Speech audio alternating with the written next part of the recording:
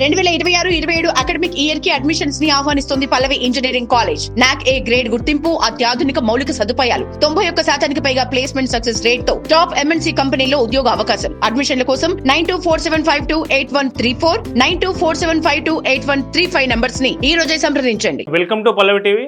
బెంగాల్లో ఎప్పుడైతే మమతా బెనర్జీ ఓడిపోయింది, అధికారానికి దూరమైందో, బీజేపీ అపూర్వ విజయం సాధించి అధికారం చేపట్టబోతోందో, సో కొన్ని కీలక మార్పులు జరుగుతూ ఉన్నాయి. అక్కడ ఏమేమి మార్పులు జరుగుతూ ఉన్నాయంటే 2011లో మమతా బెనర్జీ వచ్చినప్పుడు మూసివేసినటువంటి హిందూ ఆలయాలన్నీ తెరుచుకుంటా ఉన్నాయి. అట్లాగే ముఖ్యమైన మనకు కాంగ్రెస్ పార్టీకి సంబంధించి సో బీజేపీ ఎప్పుడైతే అధికారంలో ఉంటుందో, బీజేపీ అధికారంలో ఉన్న రాష్ట్రాల్లో ప్రజాస్వామ్యం ఉండదని రాహుల్ గాంధీ పదే చాలా సందర్భాలు చెప్తుంటారు కదా. కానీ ఇక్కడ విరుద్ధంగా జరుగుతూ ఉంది. 2011లో అధికారంలోకి వచ్చినప్పుడు టీఎంసీ ఏం చేసిందంటే కాంగ్రెస్ పార్టీ ఆఫీసులు మొత్తం కబ్జా చేసి టీఎంసీ బోర్డులు పెట్టుకున్నారు. అవన్నీ టీఎంసీ ఆఫీసులు అయిపోయినాయి, పార్టీ ఆఫీసులు. సో ఇప్పుడు ఒక వీడియో వైరల్ అవుతా ఉంది దేశవ్యాప్తంగా. వీడియో ఏంటంటే వందే మాతరం, వందే మాతరం, జాతీయ కాంగ్రెస్, జాతీయ కాంగ్రెస్. ఎస్, ఈమె ఒక ఆఫీస్ తాళం పగలగొడతా ఉంది ఈ మహిళ. ఎక్కడ అంటే బెంగాల్లోని జంగీపూర్ అనే ఒక విలేజ్లో, ఒక ప్రాంతంలో. సో ఇదేం ఆఫీస్ అంటే ఇది కాంగ్రెస్ పార్టీ ఆఫీసు.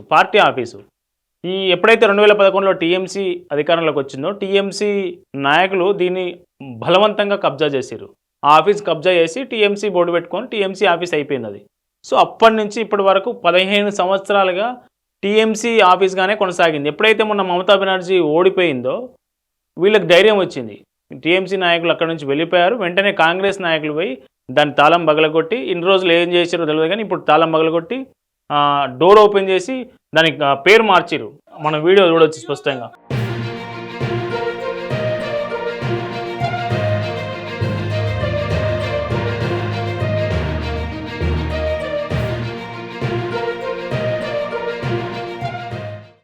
জাতীয় কাংগ্রেস আমাদের পার্টি অফিস যেটা দখল করে গেছিল সেটা আমরা দখল মুক্ত করতে এসেছি। আজকে এখানে আমাদের পার্টি অফিস দখল মুক্ত হতে যাচ্ছে। এতদিন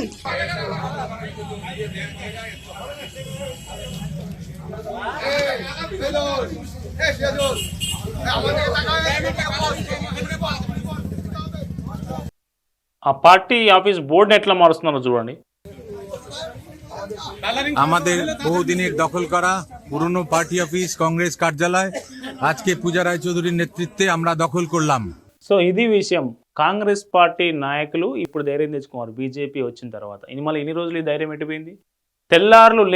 తెల్లవారింది మొదలు రాహుల్ గాంధీ, కాంగ్రెస్ పార్టీ అగ్రనేత, మమతా బెనర్జీకి అన్ని విషయాల్లో మమతా బెనర్జీకి వంతపడిండు. ఆమెతో పాటు వంతపడిండు, ఆమెకు మద్దతు ఇచ్చిండు, ఆమెకు సపోర్ట్ చేసిండు.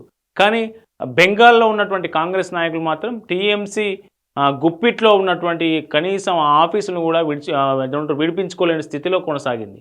సో ఎప్పుడైతే బీజేపీ అధికారంలోకి వచ్చిందో, బీజేపీ అధికారంలో ఉన్న చోట ప్రజాస్వామ్యం, సమానత్వం, స్వేచ్ఛ ఎట్లా ఉంటుంది అనడానికి ఈ వీడియో నిదర్శనం. సో బీజేపీ అధికారంలో ఉంది కాబట్టి, టీఎంసీ ఓడిపోయింది కాబట్టి, టీఎంసీ పోయింది కాబట్టి వాళ్ళు స్వచ్ఛందంగా బయటకు వచ్చి వాళ్ళ ఆఫీసును వాళ్ళు స్వాధీనం చేసుకుంటున్నారు. ఇది ఒక్క పార్టీ ఆఫీసుల విషయమే కాదు. సో అనేక చోట్ల స్టూడెంట్ యూనియన్ ఆర్గనైజేషన్ సంబంధించిన ఆఫీసులను కూడా టీఎంసీ మొత్తం కబ్జా చేసి వాటిని వాళ్ళ కార్యకలాపాలకు, వాళ్ళ సొంత కార్యకలాపాలకు వాడుకున్న సందర్భాలు అనేకం ఉన్నాయి. వాటన్నిటిని వాళ్ళు స్వాధీనం చేసుకుంటా ఉన్నారు, మనం చూడొచ్చు.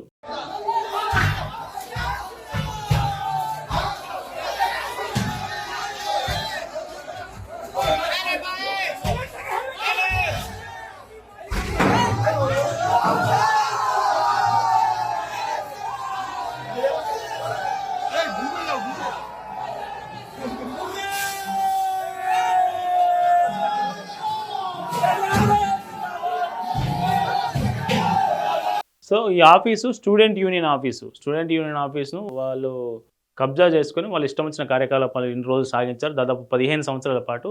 ఎప్పుడైతే బీజేపీ అధికారంలోకి వస్తూ ఉంది, గెలిచింది, విజయం సాధించిందో, సో వీళ్ళంతా అక్కడ ఉన్నటువంటి స్టూడెంట్లు స్వచ్ఛందంగా ముందుకెళ్ళి ఆ కార్యాలయాలను స్వాధీనం చేసుకుంటా ఉన్నారు, ఆఫీసులు తీసుకుంటా ఉన్నారు.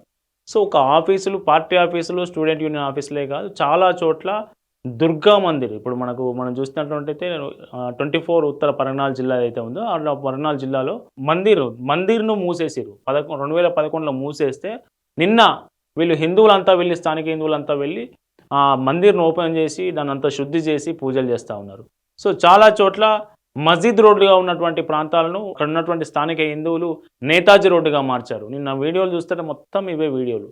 సో బెంగాల్లో మమతా బెనర్జీ ఎప్పుడైతే ఓడిపోయిందో అక్కడ మార్పు స్పష్టంగా కనిపిస్తుంది.